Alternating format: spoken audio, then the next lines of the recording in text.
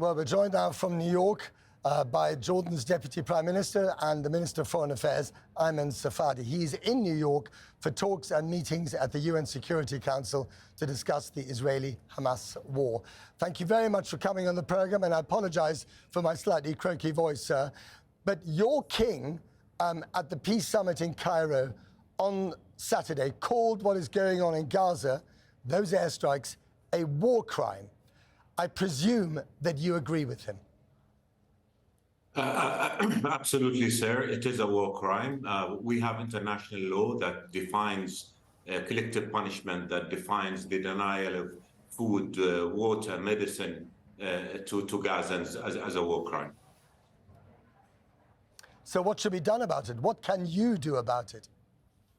Well, what should be done is very clear. This war should stop. It's not going to produce anything but more misery, more death, more suffering. It will make the objective of peace more distant. It will not guarantee the security of Israelis or Palestinians. We're doing everything we possibly can to impress this message on everybody in the international community. War will only produce more destruction. Violence will only lead to more violence. The numbers of people, innocent people falling, will only create more hatred and more division, which is not the path to peace. And if you think that what's happening is a war crime, should it be taken further? Should there be an independent investigation into it? Absolutely. There needs to be an independent investigation into everything that's happened in Gaza, including the attack on the hospital. But the priority for now is, before getting to that, stop this catastrophe, stop this humanitarian catastrophe whose victims are civilians, people, mothers, children, fathers, daughters. This is madness. It has to stop. And are you worried that if it doesn't stop, and if the land operation against Gaza gets going in earnest, that this will lead to unrest on the Arab street, on streets including in Amman, Jordan? Well, we've seen the Arab street moving already. People are angry, people are outraged. The images that came initially from Israel on October 7 were obviously shocking, but the images that are coming from Gaza now are shocking, and we're kind of squeezed between one pain and another. And that's not how we determine the future of the region. It is time that emotions calm down, that reason comes back, and that we all sit and say, stop this war, because it's only producing a condition that will be conducive for more wars in the future, and sit together and think how we can all work together to produce the peace that will guarantee the security and safety of Palestinians and of Israelis alike.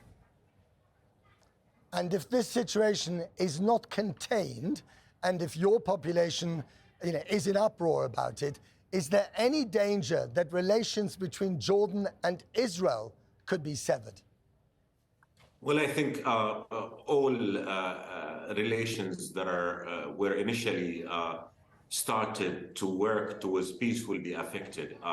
Can you really think of any Arab and Israeli official now sitting and talking about cooperation, about regional integration?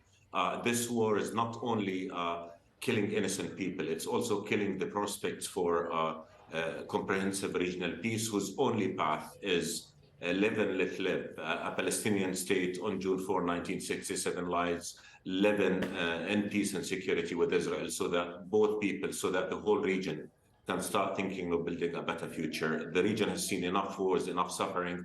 This war, this violence are not going to do anything more. They'll produce more suffering and more hatred and more death for everybody. But are you worried that this could ignite a wider conflict in the region? Absolutely, sir. We see this war continuing. The more misery it produces, the chances of this expanding into a regional war are real this time. We're doing everything we can to stop that from happening. We're worried about this spilling over into the West Bank, into Lebanon, and even beyond that. And that's why we're saying reason needs to come back. We have to stop this madness, and we have to all focus on addressing the root causes of conflict. The root causes of conflict is that there's been no prospects for peace. For how many years have the efforts been going to try and marginalize the Palestinian issue and to drive the argument that you can jump over the Palestinians to have peace. If this war has shown anything, in addition to the misery of and death that it has produced, that you cannot jump over the Palestinian issue, that in order to have peace, we have to solve it on grounds that will guarantee peace for both peoples, and we believe the two-state solution is the path for that. Right, but very briefly, you also understand Israel's need to defend itself and do something about Hamas. Sir, nobody denies everybody's right to defend themselves, but as self-defense means killing 5,000 people, destroying over 60% of health infrastructure in Gaza, destroying over 160,000 homes for Palestinians, that is not self-defense. Self-defense, the best self-defense is to eliminate conditions that lead to violence. And that is to end occupation, to give Palestinians hope so that Israelis and Palestinians can live in peace. Okay, we're going to leave it there. Ayman Safadi, Foreign Minister of Jordan, thank you very much indeed.